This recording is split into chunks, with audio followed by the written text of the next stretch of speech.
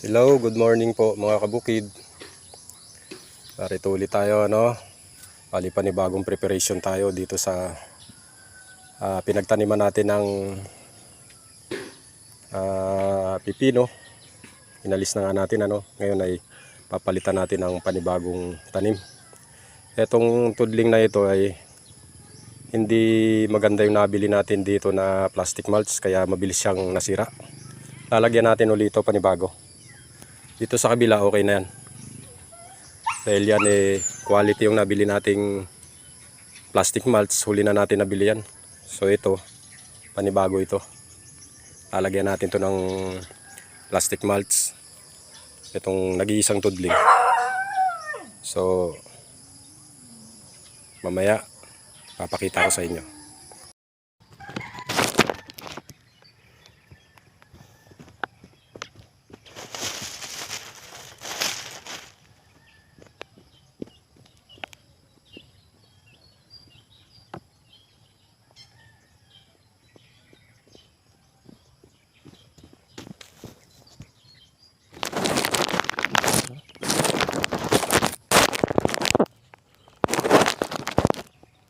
So mga kabukid, gamit nating pangklit.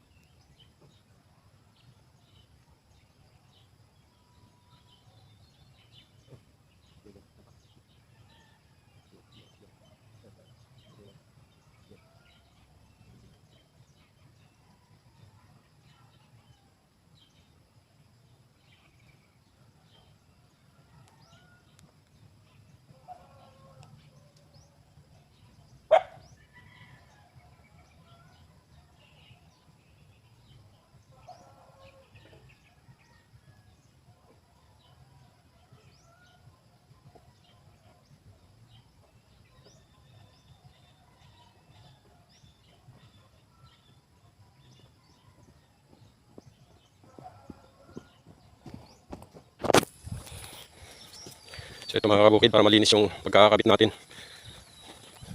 So ayan, binaw natin sa lupa, nilagyan natin ng clip. So yung ginamit natin. So dito, hatakin natin.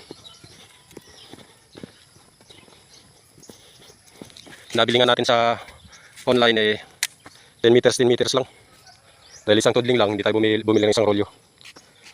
Bali 10 meters. So hatakin namin to para uminat. So hatak.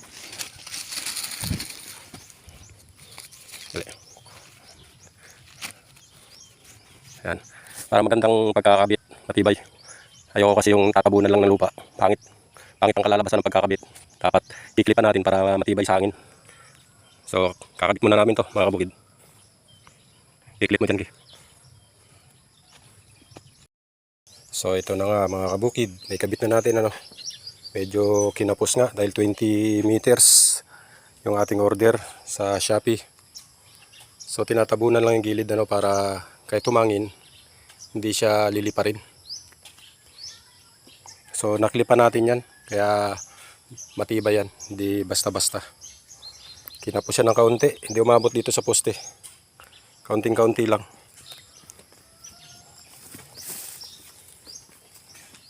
So ayan, ito yung mga kinlip natin Yan.